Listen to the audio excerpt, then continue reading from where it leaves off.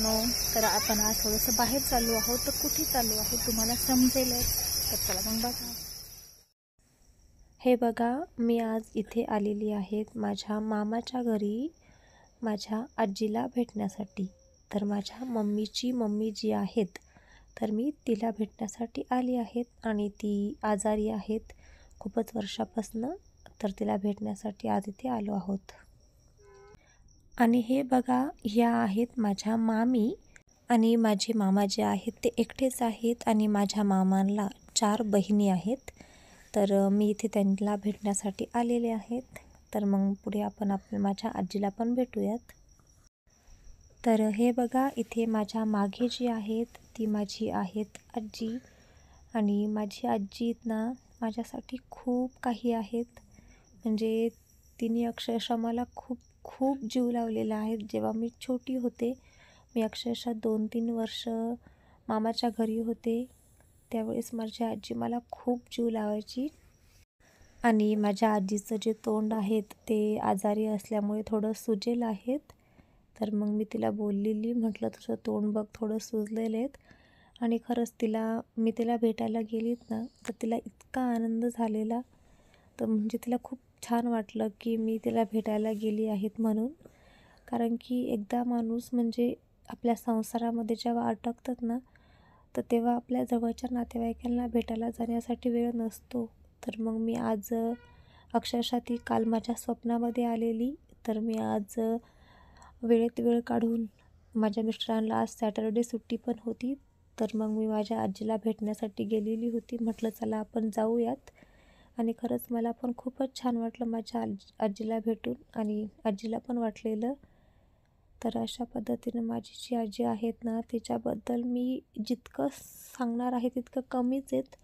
कारण की माझ्यासाठी खूप काही आहेत. म्हणजे एक सांगायचं तुम्हाला की माझी आजी माझ्या आईपेक्षाही काही पटीला माझ्यासाठी महत्त्वाची आहेत. आणि तिनं खूपच मला जीव लावलेला आहेत. आणि मी देवाच्या चरणी हीच प्रार्थना करते की माझ्या आजीला अजून भरपूर वर्ष जगू देत आणि असंच व्यवस्थित राहू दे आणि तिचं आयुष्य अजून वाढो. कारण की तिनं तिच्या आयुष्यामध्ये खूप अशी कष्ट केलेली आहेत. आणि मला माझ्या आजीची एक आठवण येत आहेत पहिली. म्हणजे मी जेव्हा माझ्या आजीच्या घरी कॉलेजला होती, तर तेव्हा घरामध्ये एक खारीचा डब्बा असायचा. आणि तो डब्बा माझ्यासाठी, आणि माझी आजी जो आहे तो खारीचा डब्बा कधीच संपवू देत नव्हती. म्हणजे खारी संपली की ती पुन्हा घेऊन यायची. आणि इतका मला जीव लावलेला आहे माझ्या आजीनं. अक्षरशः मी कॉलेजला गेली तर माझ्याकडे पैसे द्यायची. मला कशाला तरी पैसे लागलेत ना, तर ती कमी पडू देत नव्हती, मला देत असायची.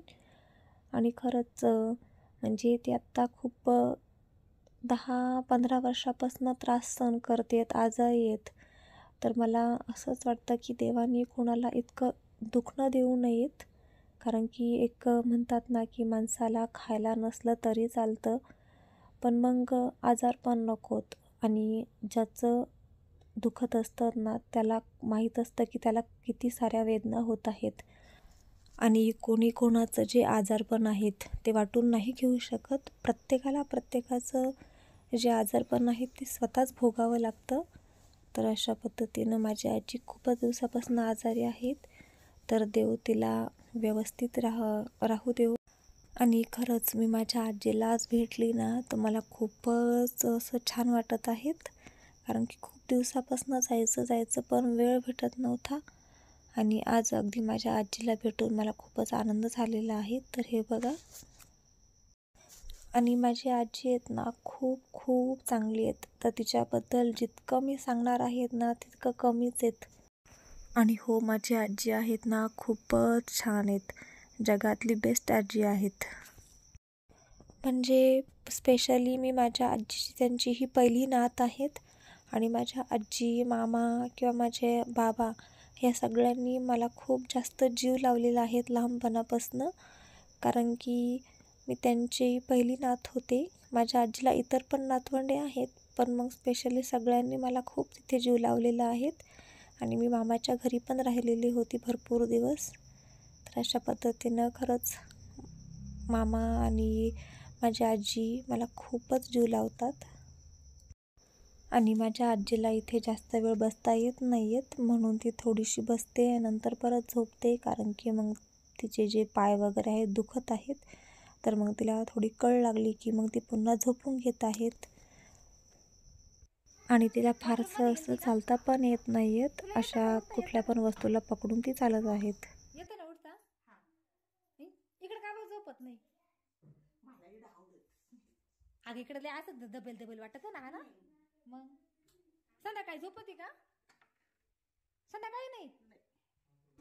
आणि हे बघा, इथे आम्ही आता घरी चाललो आहोत, कारण की घरी पण जाऊन खूपच सारी कामे पण करायची आहेत.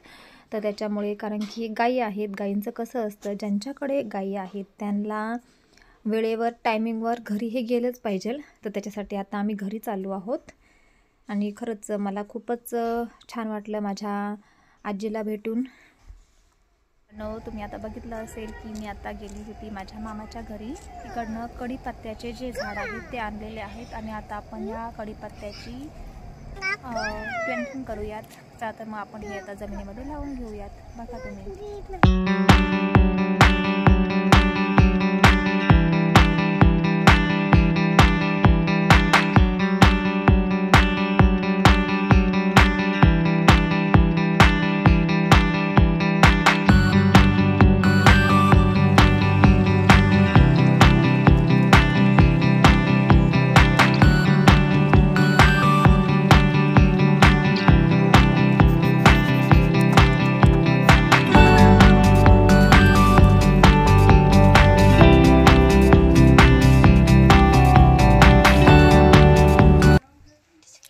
हे बघा, मी इथे गरम गरम असे भजे करून घेत आहेत, कारण की माझ्या मिस्टरांना आणि मुलांना थोडी भूक लागलेली होती, तर त्याच्यामुळे मी इथे गरम भजे करत आहे. आणि अशी हिवाळ्याच्या वेळेस जर भजे आणि चहा जर असला ना तर खूपच छान वाटतं.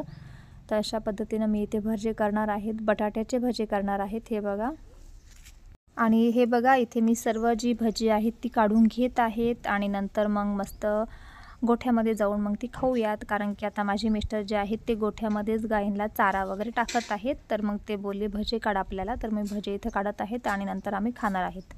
आणि हे बघा, अशी गरम गरम बटाट्याची भजी काढलेली आहेत आणि आता आम्ही सगळे इथे खाणार आहोत. तुम्ही पण या खाण्यासाठी. आणि हे बघा, मी इथे ज्या छोट्या कालवडी आहेत त्यांना थोडेसे जे खायला चारा आहेत तो टाकून घेत आहेत. आणि ज्या बकऱ्या पण आहेत त्या बकऱ्यांना पण खायला मी आता टाकणार आहेत, कारण की ज्या मोठ्या गायी आहेत ना त्यांना माझ्या मिस्टरांनी खायला टाकलेलं होतं.